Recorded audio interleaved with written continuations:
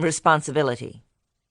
This last is the particular form of intellectual responsibility that most people evade. That evasion is the major cause of their frustrations and defeats. Most people hold their desires without any context whatever, as ends hanging in a foggy vacuum, the fog hiding any concept of means. They rouse themselves mentally only long enough to utter an "I wish," and stop there, and wait, as if the rest were up to some unknown power. What they evade is the responsibility of judging the social world. They take the world as the given. A world I never made is the deepest essence of their attitude, and they seek only to adjust themselves uncritically to the incomprehensible requirements of those unknowable others who did make the world, whoever those might be. But humility and presumptuousness are two sides of the same psychological metal. In the willingness to throw oneself blindly on the mercy of others, there is the implicit privilege of making blind demands on one's masters. There are countless ways in which this sort of metaphysical humility reveals itself.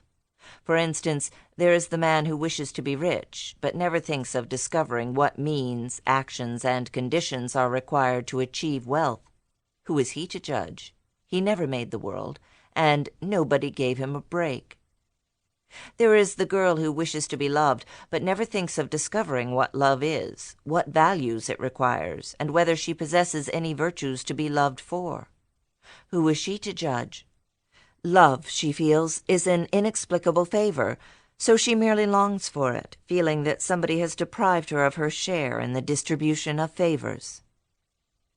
There are the parents who suffer deeply and genuinely because their son or daughter does not love them, and who simultaneously ignore, oppose, or attempt to destroy everything they know of their son's convictions, values, and goals, never thinking of the connection between these two facts, never making an attempt to understand their son.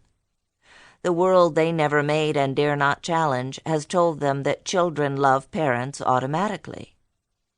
There is the man who wants a job, but never thinks of discovering what qualifications the job requires, or what constitutes doing one's work well. Who is he to judge? He never made the world. Somebody owes him a living. How? Somehow. A European architect of my acquaintance was talking one day of his trip to Puerto Rico. He described, with great indignation at the universe at large, the squalor of the Puerto Ricans' living conditions. Then he described what wonders modern housing could do for them, which he had daydreamed in detail, including electric refrigerators and tiled bathrooms. I asked who would pay for it. He answered in a faintly offended, almost huffy tone of voice, "Oh, that's not for me to worry about. An architect's task is only to project what should be done. Let somebody else think about the money."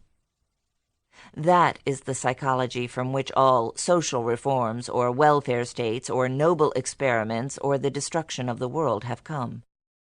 In dropping the responsibility for one's own interests and life, one drops the responsibility of ever having to consider the interests and lives of others, of those others who are, somehow, to provide the satisfaction of one's desires.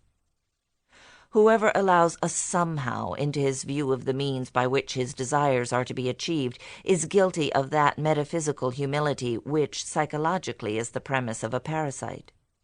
As Nathaniel Branden pointed out in a lecture, somehow always means somebody.